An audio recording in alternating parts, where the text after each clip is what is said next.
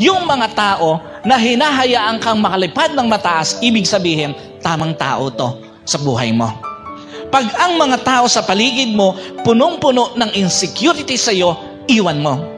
Pag ang mga tao sa paligid mo malungkot pag nagtatagumpay ka, iwan mo. Pag ang mga tao sa paligid mo nagdiriwang pag nabibigo ka, iwan mo.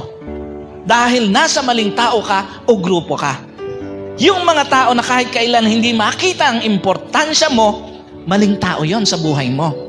Yung mga tao na kahit wala ka, okay lang sa kanila, maling tao yon sa buhay mo.